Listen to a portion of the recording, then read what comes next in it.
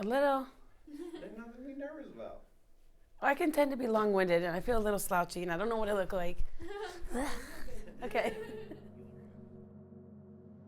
My name is Jessica Rivera, and I grew up in Allentown, Pennsylvania. Growing up was great. 90s baby. I had a good childhood. My dad was a pastor, and I grew up in the church with like a large family. A lot of their time when you're starting a church and a new ministry goes to the church and the ministry. So we kind of, as the kids, were in the background a little bit.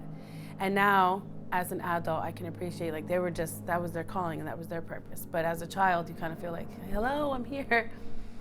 So that's where I felt like a little bit of abandonment. So I didn't resent God or the church, but I always felt like that's always first and I'm always last. But I always had a love for God, and I've always knew who God was in my life, and they instilled that in me, and I'm so grateful. So faith for me was everything. School was not that good for me. I kind of felt out of place because I feel like everybody else was like ahead, or they just got it. They knew either academically or socially, they were just like right there, and I always kind of felt, socially, I was a social butterfly. I could talk, but that was kind of what I used to like overcompensate because I didn't feel smart. I didn't feel like I knew academically how to get to where everybody else was at.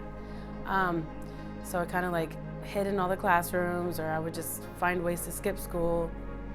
But I ended up suffering in the long run because everybody else was ahead and I wasn't.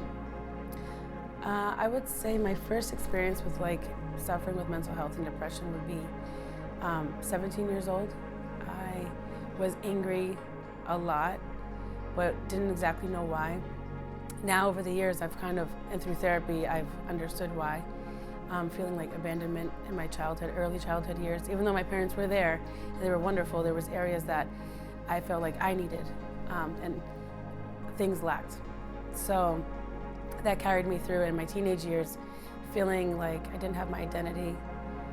I didn't know my identity, or I didn't know my purpose. So I was depressed a lot and I was angry. And instead of being able to put my finger on it at 17, like why am I angry at them or why do I feel abandoned, I just kind of blew up. And I was suicidal, and I didn't act on it, but I made comments that I thought like, I don't want to live anymore. I don't want to wake up. I don't have a plan or a purpose. I just don't know why I'm here. And I went to Muhlenberg on a 201, and that saved me. That was the first initial time I suffered with that mental illness. Right after I left Muhlenberg, which was a 10-day stay there, and that was hard. You had to go through like a whole bunch of steps in order to like graduate or to be discharged. And I did that fairly easy because I'm like, I want to live. You know, I know that I'm young and I have my whole life ahead of me, and now I know that this is just like a chemical imbalance mixed with some trauma from my younger years. And talking with people, they plugged me in with therapy. So I got out and I went to Pine Brook Family Answers and Transitions. And we tried a bunch of different medications for antidepressants to bipolar.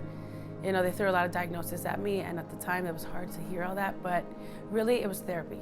And my biggest help was church and having people and having a faith, a strong background in my faith. That really helped me.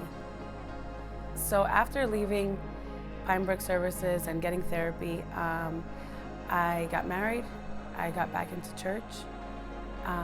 Then things kind of, you know, recovery, shooting this, I was a little nervous because when you say recovery story, it's like I'm recovered. And I wouldn't say that today I'm fully recovered or fully healed. This is totally a journey. And it was a journey for those last 10 years to where I am today. I did get into therapy, I did get married, I had my children, but intertwined in all that, there was addiction, there was domestic abuse. On my end, things that I suffered with, addiction on my own part, and also dealing with my spouse and learning to go through rehab and more therapy and relying on my faith and my family. Thankfully, I had them. And if it wasn't for my praying parents and people that I had in my life, I wouldn't be here today. Being a CPS changed my life in so many ways because not only was I able to give hope to other people, but it helped me to maintain my recovery, my healing, and it keeps me accountable. The thing I would find most rewarding about being a CPS is seeing like the full circle in somebody's life, you know, and seeing the spark in their eyes when I can say that, hey, I've been in your shoes. They're like, oh, really? You understand? Because, you know, sometimes you go talk to somebody or you're in the doctor's office and it's very sterile and they really can't give too much feedback. But when you're talking to somebody and they say, you know, I've been through addiction or I've been through abuse and I know, and I said, you know what, I was there too and I'm no longer there. And showing them that there is hope and they don't have to stay where they're at right there. Seeing that spark in their eye, like, wow, a glimmer of hope. I can change, I can heal. That's rewarding.